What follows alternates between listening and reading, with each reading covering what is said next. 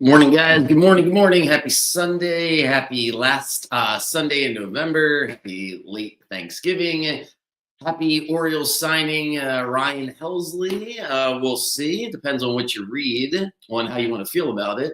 I suggest you read everything besides the last 2 months he played baseball. That'll make you feel great about him. But yeah, my quick thoughts on him are I hope he pitches like he used to pitch because the last 2 months of the year, as he finished with the New York Mets, was a part of the Mets' collapse. Only pitched 20 innings, just couldn't get out of his own way, started tipping his own pitches. I mean, there's a endless amount of articles coming from New York reporters in the last month or so of the season that were not favorable against Mr. Helsley. However, he was pretty damn good before that. He started off as a starter. The Cardinals transitioned him to a reliever, and he was great for 3 seasons. And he didn't get paid this offseason. He expected to get paid. I think he was maybe cautiously optimistic he was going to get paid. It turns out there's no market for him for a multi-year deal. So Edwin Diaz, Devin Williams, and I was going to slip my mind right this second. Suarez are going to get the 3 long-term contracts here for closers. They're going to get more money than Helsley. Helsley decided to bet on himself, so he takes a $14 million guaranteed deal, and he gets $14 million next year if he sucks, or he gets to go to free agent. So again, the Orioles don't get the best out of that deal because if he's terrible, he's just going to opt in and collect another $14 million. He can call Tyler O'Neill and see how that program works, or he's going to be amazing, and then he'll get a 3-year deal next year to finish out his career because he's 31, will be 32 in the middle of the season. So the Orioles are sending a hell of a bunch of signals that they think they can win the World Series this year because no more Grayson, and they're going to bring in a closer here for 1 year and hope that he's the fix instead of, I'm not mad at it. I just would have preferred Suarez, and maybe that's not over with, but I think not bringing back his brother was a sign. We'll see if they bring in Devin Williams. Edwin Diaz probably out of the picture. And the Orioles are going to keep on adding some arms here. By the time we're finished, we got to figure out who's going to close these games out in the 6th, 7th, 8th, and 9th innings. So interesting news for the Orioles. That's my thoughts on that. And I'm going to spend a minute or two before we get to these games on what the hell happened on Thursday with the Ravens because you start to figure out like who you are by the end of the season and blah, blah, blah. It's like after Thanksgiving, teams start to show you exactly who they are. What are the Ravens exactly? Just an unlucky bunch of guys who, when one thing goes wrong, they put their heads down and feel sorry for themselves. Because that feels like that's what's been going on here over the past few years. And Thursday night was a perfect example of that. They can't get out of their own way. And it's like it was like the Buffalo game all over again in the sense that, man, they just went right down the field. It was easy. Derrick Henry on a toss play. Looks like nobody on the Bengals want to tackle him. Burrow is so rusty. At one point, it's like 1 for 9 or something in the red zone, which is just almost hard to do. And the Ravens defense is holding up, and eventually they're just going to win this game as likely is headed to the end zone to be up by 8, and then the floodgates were going to open up. And instead, he pulled a Flowers from the AFC Championship game, albeit more unlucky than the Flowers play. Anyway, whatever. It just is what it is. Flowers gets called for interference. Lamar can't get out of his own way. Henry doesn't get the ball. I mean, pick where you want to go with it. My main take is like the emotion and the energy is just so dead. And the good news is we're in the AFC North, which, with the exception to the NFC South, is the worst division, and it's not really close. I mean, you're biased going into the year because of the pedigree of the Ravens and the Steelers and Joe Burrow, but man, what a disaster the AFC North is. So anyway, the Ravens are going to play the Steelers next week. May as well just wait till next week to get all up in arms about the Ravens. Let's see what happens when Pittsburgh comes to town next week, and then we can have a better idea of what needs to happen in the last 4 games. All right, let's move on. It was not a banner day on Friday as the Bears kicked the Eagles' ass. I mean, that was pretty jaw-dropping, eye-opening, whatever cliche you want to use, as the Bears were like, hey, we'll just play the way you play and run the football right down your throat. And that was, wow. Wow, that makes you reevaluate both teams because the Bears can run the football like that. I mean, you can't accidentally be 9-3. It gets to a point where there's something clicking. And the Eagles, if they're not going to stop the run, then forget it. Like their whole thing to win the Super Bowl is this pass rush on 3rd and 7, 3rd and 8. It's fantastic. They added Jalen Phillips. But if teams are just going to run the ball right down their throat the way the Bears did, wow, what a blueprint that the Bears gave the rest of the NFL, especially in the NFC, to beat the Eagles. All right, I like a bunch of games today. I really do. I'm not sure if that's a good sign or a bad sign. I guess we'll find out here later today. But I do love the board. There's no buys this week, except, we'll have buys. Next week will be the last bye, I think. Week 14 is the last week of buys, and then everybody plays the last 4 weeks of the season. So no buys this week, but obviously we're missing 3 games from Thursday. So here we go. Let's rip through them. The game I am staying away from, we'll start with that, is the Texans and the Colts. As this line just drops and drops. You're not going to find too many people that are going to jump up and down and take the Colts because of the way they played last week. The fact that Stroud is back for the Texans. Texans have won 3 in a row without Stroud. He gets hurt in the Broncos game, which was, I'm still pissed about losing that game. And then Davis Mills brings them back against the Jaguars, beats a crappy Titans team. And who the hell they beat last week? Whoever they beat last week, I can't remember off the top of my head. We have to look it up. Whoever they beat last week, they won. And they won 3 in a row. I hate when I do that. It's like the memory. Oh, right. The Bills. It was Thursday night. That's why I can't remember it, because it was a forgettable game for Buffalo. Anyway, Texans win that game. So they are feeling good. They won 3 in a row. Now they get a playoff game at Indianapolis. I really just don't know what to make of this game. I don't know what to make of these teams. I could see both teams not making the playoffs, even though that seems extreme for the Colts. They have a really tough schedule. You got to look at the Colts' schedule. They better win this game today. And the Texans, I love the Texans before the season. They were my pick to be a 1, 2, or 3 seed. I thought they were going to have a great season, and they can't get out of their own way. But now they played better without Stroud, which is interesting, right? It's because the team preferred Stroud not being there. I don't really think that's the vibe. I think everybody just had to step up. If you made me bet, I'd take the Texans, but I don't like it. The Colts are home. It's a dome. Steichen is always dialing things up. So I'm just going to stay away from that game. And I'm staying away from the Cardinals-Buccaneers game because I need to see the Bucs get back on track. Bucs are the opposite of the Texans. It's funny because they played each other early in the year, and they both are trending, literally having the same record, but the complete opposite seasons. As the Bucs just lost their quarterback, they're in the midst of a losing streak. They can't get out of their own way. They looked god-awful against the Rams. The Rams just beat the crap out of them. Dude, does anybody really want to take the Bucs today? No, but then you're like, well, who do they play? They play the Cardinals. Oh, well, I'm not taking the Cardinals. That's for damn sure. So I'm stuck with nothing. I think Baker's going to play. The Bucs get 3 straight games at home. The Falcons are 2 games behind them. The Panthers are a game behind. The Bucs are not guaranteed to win this division. I just hope that's 100% clear to them and everybody else. Like the Bucs, they better win a couple games down the stretch. If not, the Falcons or Panthers will catch them.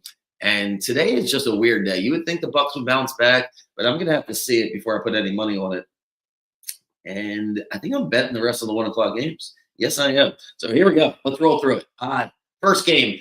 I'm doing it because I'm just doing it. I should have done it a few weeks ago, and I didn't do it. And then last week I bet against the Titans, and the Seahawks let the Titans do a backdoor cover and like a forever drive at the end of the game. And Cam Ward's converting 4th down for 4th down. They get the backdoor cover. I lose the bet with the Seahawks last week. And you know what? I'm just going to take the Titans because I cannot see Jacksonville blowing them out today. It's dropping to 5.5, 6. 6.5 is where I saw it to start the week. I'll take 6 points. I'll take the Titans. The Titans I think this is the last game of a 4-game home stretch they're on. They haven't won any of these games, but they've been competitive. It started with the Chargers where, they hung around to the very end. Like I said, they played Seattle tough. They almost beat the Texans the week before. So it's their 4th game. They're obviously a crappy team, but they're playing hard. And I think Cam Ward's really good. So I'll take 6 points at home. It's a rivalry game. The Jaguars if you're tracking the Jacksonville Jaguars season, and I am because I'm losing every time against them, this feels like the week they lose. I'm going to go Titans. I think they win outright. Maybe Jacksonville sneaks it in at the buzzer and wins on a walk-off because it's been that kind of season for the Jags. But I will go Titans +6, and I feel good about it. I also feel really good about the Panthers getting 10.5. I like the Panthers to hold up against the 49ers, and I thought they did. I thought they did a really good job. They got really unlucky on a couple plays. Just unlucky / Bryce Young making the wrong read. But the play on the Panthers last week was their defense is opportunistic. Like they're making plays. Brock's gonna force some things, and sure enough, the Panthers get 3 interceptions, but they just couldn't get out of their own way. They're settling for field goals, and then that 2-point conversion screwed me on the spread. Whether or not they would have covered, who knows? But they're about to be down 17-10. Niners get a penalty on the extra point. They go for it, which is always the kiss of death. Spread 7.5. They get stopped 17-9, and it felt like the momentum died, and the Niners were able to go down the field, get the field goal, and that was it. So I like the Panthers this week. Why do I like them? Because the Rams it's not a track game because the Rams play the Cardinals the following week, but it is a game where you just can't get up for every game. And I just feel like 10.5 points is way too many. The Panthers is a playoff game for the Panthers. The Panthers are still very much alive. They have a bye the following week. You're going to get a good effort from Carolina today. And I don't know if they're going to win the game. I would think that'd be a long shot. But 10.5 points, I don't see it. The Dome team goes on the road. It should be rainy and ugly to start the game. And like I said, you just can't get up for every game. So the Rams are good. The Rams are great. I was on that early. I'm not going to say that they're not. But the way the NFL is going, if you woke up tomorrow and the Panthers won 27-20, I'm not going to be shocked. So I will definitely take my 10.5 points. I like the Panthers a lot. Also like the Dolphins. I'm going to be a sucker and go for the Dolphins because they're playing well. And once you buy into the Dolphins playing well, it's a little dicey because when they are playing well, man, you feel great about betting on them because it's like the other team can't stop them. Feels like they're so fast down there in Miami. They got the uniform. It feels good betting on the Dolphins when they're winning. But if you bet on the Dolphins in the wrong spot and Tua has those moments where you're like, what is that? Like, is he doing this on purpose? Like the throws that he makes that are bad are so bad that I'm a little holding my nose with this game. But the main reason I like the Dolphins is the Dolphins are still in the playoff race. Don't let anybody tell you that. They'll think you're crazy, but they're 4-7. And I mean, look up at the AFC. Weird things are happening. So why can't they win the rest of their games? Well, probably because they're the Dolphins, but they can win today. They're coming off a bye. They're going to be hyped. And the Saints just played their rival, the Falcons. The Saints' enemy against the Falcons is apparently the 1-yard line. Like what? I don't know how the Saints are going to bounce back from that last week. Like that was really a gut-wrenching loss. They're going to go down to South Beach. They got nothing to play for. They got access to fun times in Miami over Thanksgiving weekend. It is screaming Miami's going to beat the crap out of them. So 5.5 points. I can't say it's my life savings bet, betting on Tua to give points, but I do like the Dolphins today. And I am big on the Browns. I can't believe the spread is what it is. What is it right this second? I got it at 5.5. Yeah, I'm still looking at 5.5. Browns are at home against the 49ers. If you just watched football last week and the past couple of weeks, this seems like a really easy bet because the Browns defense is super good. They're elite, and Brock Purdy's not. And Brock Purdy was really bad last week against the Panthers. I'm not sure it's going to get much better in bad weather going to Cleveland. The Niners lost to the Browns a couple years ago when they went to the Super Bowl. They lost this game in Cleveland. Why can't history repeat itself? And if it doesn't, the Niners are going to win this game at the buzzer, 3 or 4 points. It's just 5.5 is way, way too many. I was on the Browns last week. Shedeur played okay. He'll play okay again today. I don't think he's going to be terrible. And as long as he's not terrible, the 5.5 points is money in the bank. Myles Garrett and the Browns defense. And again, the Browns think they can win the division. You have to understand that when you're betting. It doesn't matter what you think. You're trying to get into the mindset of teams. Titans, they don't think they can win the division. I get it. But they're playing the Jags. It's a rivalry game. It's their last home game in 4 games. They've been home for a while. That's my logic there. My logic with the Dolphins and the Browns is they're both home, and it's a playoff game. Like, they genuinely think they have a chance to make the playoffs. That's why I was nervous about the Bengals on Thursday. So I'm going to take the Dolphins and the Browns. I'm going to take the Panthers. I'm going to take the Titans. And yeah, I cannot believe I'm doing it, but I'm going to do it. I am going to do it. I will take the Falcons. I love Kirk Cousins today. Say that 3 times without making yourself dizzy, but I do. I love Kirk Cousins. The 4-7 Falcons won a game they weren't supposed to win last week. The Bucks are falling apart. They still get to play the Bucks and the Panthers each, and even though they lost to both of those teams, they get a chance to play them each, and they're in the playoff race. So you're going to get a great game today from Kirk Cousins. That's what I'm predicting. Kirk Cousins trying to keep his career alive, trying to get paid for another season, trying to hang on and do the Joe Flacco program. Well, it goes a long way if you win this game in New York. Here's the reasons why I like the Falcons. They're playing the effing Jets. That's the main reason. The Jets are not good at all, and they certainly don't think they can make the playoffs. They're certainly planning for a new quarterback next year. They don't have any positive things going. I thought the defense played good against the Ravens, obviously, but have you watched the Ravens the past month? I don't know if that was an indictment on the Jets or the Ravens. So why do I really, really like the Falcons? Because they only are going to need 17, 20 points today to win this game. Weather won't be great. It'll be a little ugly. Kirk is used to that, even though it's a dome team. Kirk's not a dome guy. He's been around for a minute, played at Michigan State. I don't think this will be a problem for him. And the Falcons they have better players all the way around. I think it's just a big game for the Falcons. The Jets are going to quit.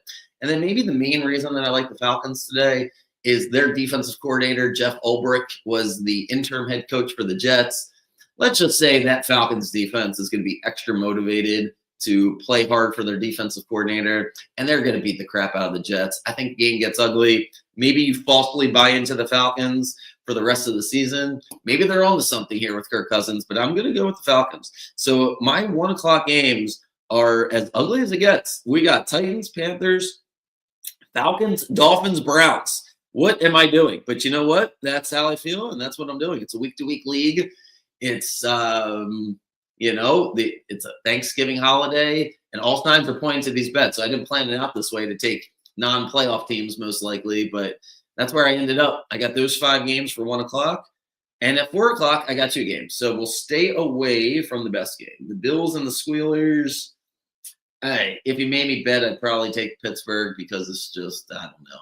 Every time you think Pittsburgh's dead, they pop back up. So I am less inclined to bet Buffalo today, even though I was looking for a reason. When they tell me that the starting offensive tackles are hurt for the Bills and we're playing at Pittsburgh, I'm pretty much going to write that game off because that is the last thing I wanted to read if I'm rooting for the Bills. But, and here's the but, that means Josh Allen is going to have a sense of urgency that might make him run the ball a little bit more, might make them control the clock a little bit more. Maybe they don't have as many deep routes down the field. So it could make this game more conservative for Buffalo, which gives them a better chance to win, or their just offense won't get going. So hard to say what I think is going to happen without these 2 tackles. I want to see what Josh looks like. They were so bad against the Texans. And then on the other side of the ball, Pittsburgh gets Aaron Rodgers back. If you can figure out the Steelers offense, let me know, because there's moments where it's cooking, but most of the time it's not. The Bills defense should feast on Pittsburgh. It's a good matchup for McDermott. Not a ton going on with Pittsburgh stretching the field. But I don't know. I really just don't know. So I'm going to let this game go. It's a huge game, the most important game. So many consequences coming from this game. The loser is going to have a hard time making the playoffs, and that includes Buffalo. Buffalo's going to fall to 7-5 if they lose. They're staring at a road game against the Patriots. They got to play the Bengals next week. Not going to be an easy game. Buffalo, it's starting to get dicey there in Buffalo. And Pittsburgh, I'm sure they'd like to win, but they're in the same boat as the Ravens, where they're going to play the Ravens twice. And they're probably going into this game where they might not have the same sense of urgency that Buffalo's going to have. Even though you would think Pittsburgh's got to win the game, their season's really going to start. Same thing with the Ravens next week when they play each other. They play each other 2 times to finish the season. So it's a big game. It's an interesting game. I just don't have a feel for it, so I'll stay away from it. I'm going to take another bad team. I'm going to take the Raiders because I don't think the Chargers can bounce back from 35-6 by blowing out the Raiders. And I think the Chargers win a close game today. They're going to play at at the Raiders, which I don't know how much of a home field it is, but it's something. And the Raiders, listen, the Raiders are not good. But I've been saying this for a couple months now. I thought they were going to win a couple games at the end of the season. I'm sorry, this game's in Los Angeles. That's what I was about to say. The game's in Los Angeles, but there's be more Raiders fans, so it doesn't really matter. It's not a road game for the Raiders by any stretch. That Vegas to LA trip with 90% Raiders fans, I don't even think that's an exaggeration. I'm still convinced there's only like 240 Chargers fans in the whole world. Those San Diego Chargers fans, I don't know how they feel. Probably going with the Raiders. Anyway, I like the Raiders today. They fired Chip Kelly. Chip Kelly's got to stay in college. I don't think this is breaking news here, but it's not working in the NFL. Whatever fucking bullshit offense you want to run, just run it in college, because this Raiders offense was so bad. They're going to be better today just because he's not there. I'm a firm believer that Chip Kelly is not the answer.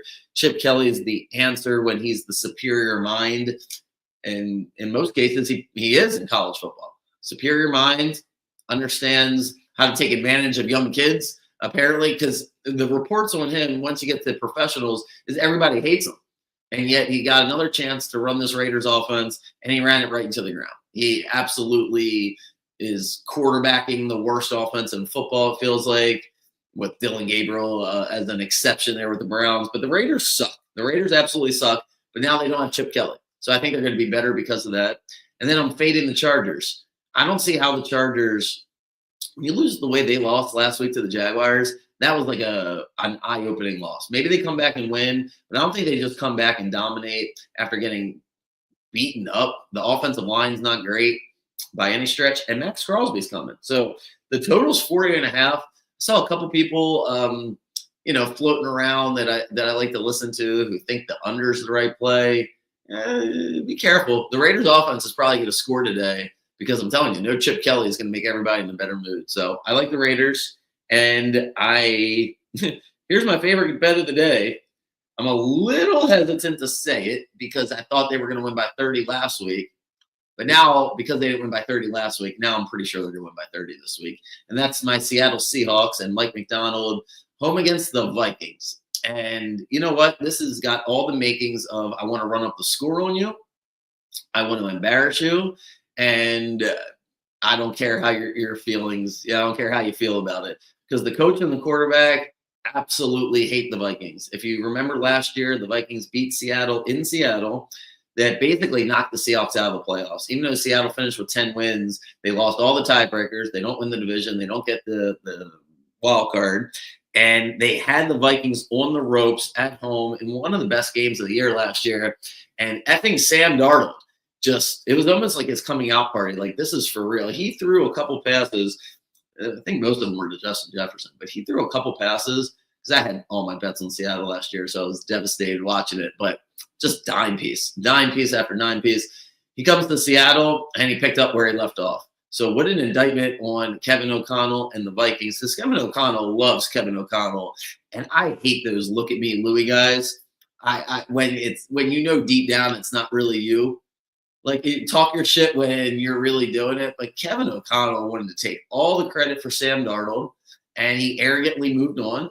He wanted to roll with J.J. McCarthy, and he got what he got because he tried to have J.J. McCarthy run his offense instead of, why don't we just do whatever J.J. McCarthy's good at, whatever he did at Michigan, even if it's simple, because we have Justin Jefferson. Instead, we want to do complicated stuff.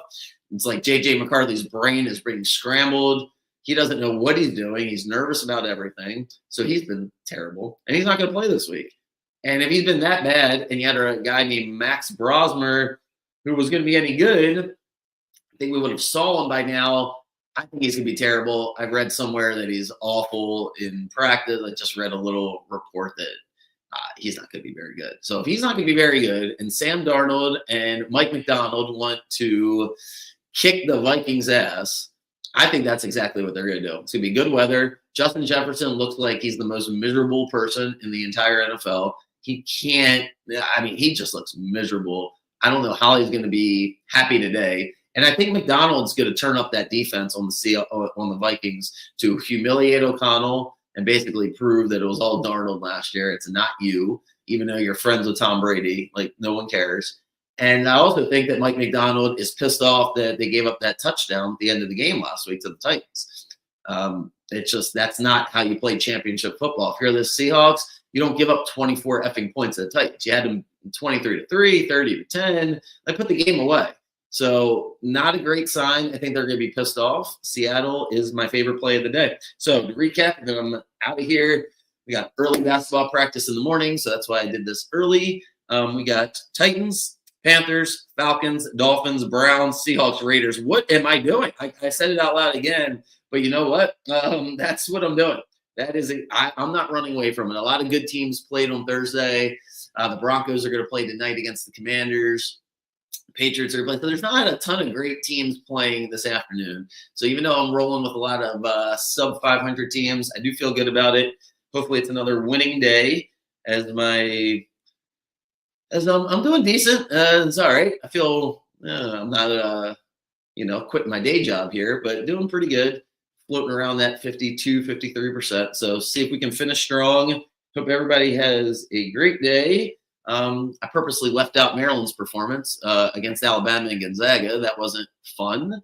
And probably a sign that we're not going to make the tournament this year. So if you're following Maryland basketball, start to study the recruits and get ready for next year because they're going to win a couple games, but they're just not a great basketball team. They got ran out the building by two teams that, I know they're top 10 teams, but not great. Not great that they got ran out of the building like that. So we'll see. And we'll see what else the Orioles add. It better not be Framber Valdez. And I refuse to root for the Orioles if they sign him. So I'll throw that out there. If you don't know why, go look up what he did to his catcher. That's just, you can forgive certain things, and that's fine. I'll forgive him.